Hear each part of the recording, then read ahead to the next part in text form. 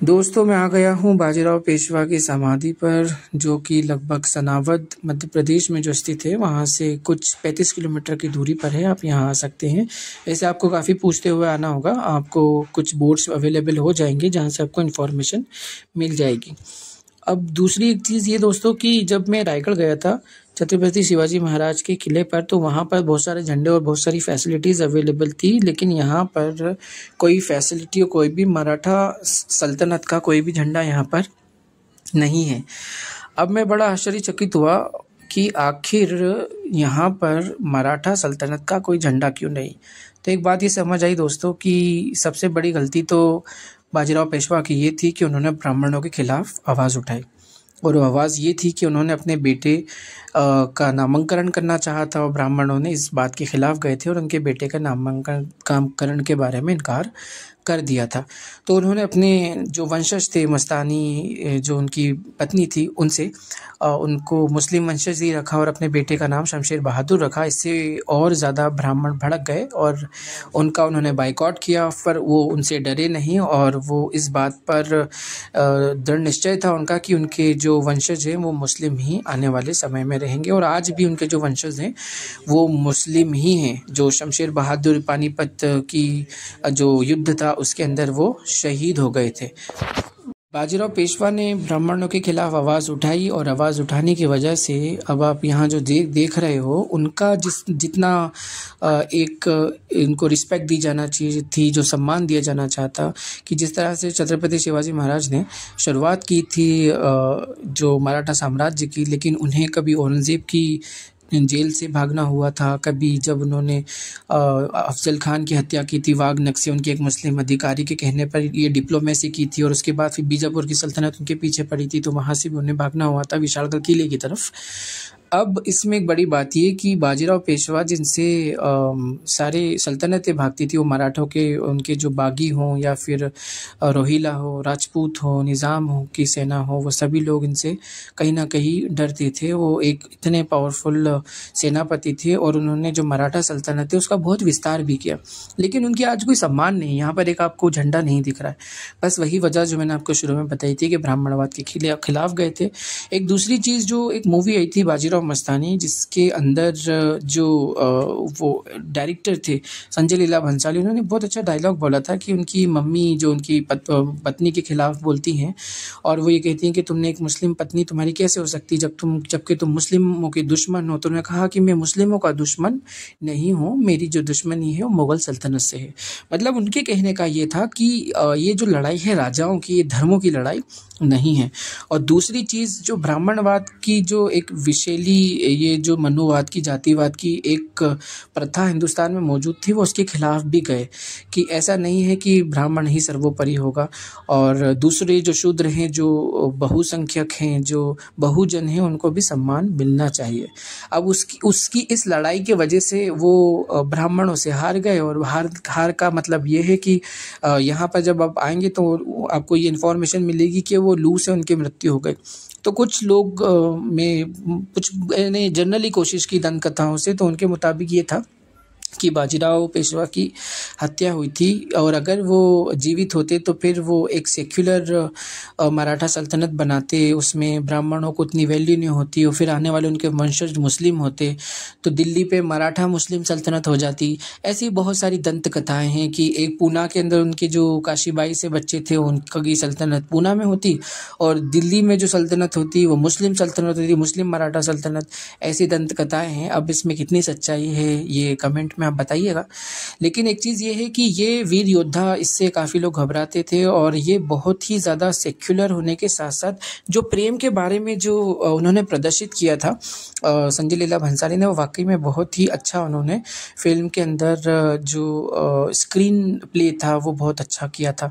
दूसरी एक चीज़, ये यहीं से जब आप बाहर की तरफ जाएंगे समाधि से, तो यहाँ से बिल्कुल नर्मदा नदी पास में ही है, मतलब वॉक करके आप नहा सकते हैं। यहाँ जब बारिश आती है तो पानी यहाँ तक पहुँच जाता है, तो यहाँ से ऊपर जाने का रास्ता है, यहाँ से आप ऊपर जा सकते हैं, और यहाँ से आपको नर्मदा नदी भी दिखेगी। एक सीन है बाजीराव मस्तानी में, वो सीन ये रहता है कि वो पानी की तरफ नर्मदा में भागते हैं दौड़ते हुए, तो ये जगह बिल्कुल वैसी ही है, शायद संजय लीला भंसाली ने वैसा ही सीन समझा होगा।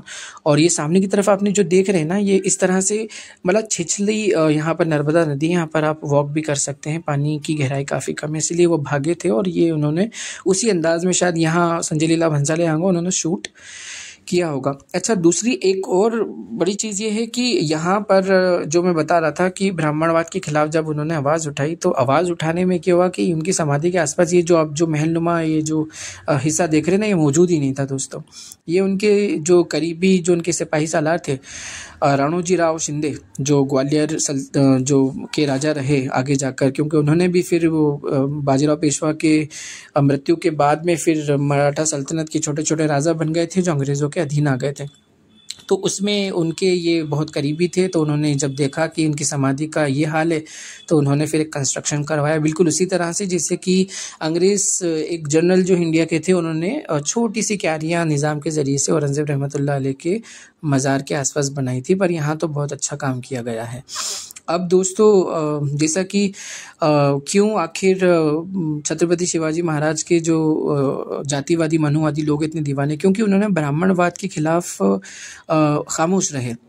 और कहीं ना कहीं मुझे लगता है कि छत्रपति शिवाजी महाराज आवाज़ तो उठाना चाहते होंगे, और पर वो ब्राह्मणों के खिलाफ इसलिए आवाज़ नहीं उठाई क्योंकि वो चाहते थे कि एक मराठी सल्तनत तैयार हो, और काफ़ी लोग टूट जाते उस वजह से मराठों का जो ब्राह्मणों का सपोर्ट ना मिलता। तो अब वो उन्होंने आवाज़ नहीं उठाई, मतलब क्या कि जब उनका राज्याभिषेक हुआ था तो जो मराठे ब्राह्मण थे उन्होंने उनका राज्याभिषेक करने से इनकार कर दिया था। फिर भी उन्होंने बुरा नहीं माना और उन्होंने अवध साइड से, काशी से ब्राह्मणों को बुलवाया और अपना राज्याभिषेक करवाया। जैसा कि आपको बता रहा था कि यहाँ दौड़े थे, दिख सकते हैं अभी कैसा छिछला है, और इसी जगह का एक सीन बहुत ही सुंदर है। मैं नीचे भी जाकर एक वीडियो बनाया है, आगे वीडियो में आप देख सकेंगे नर्मदा नदी का।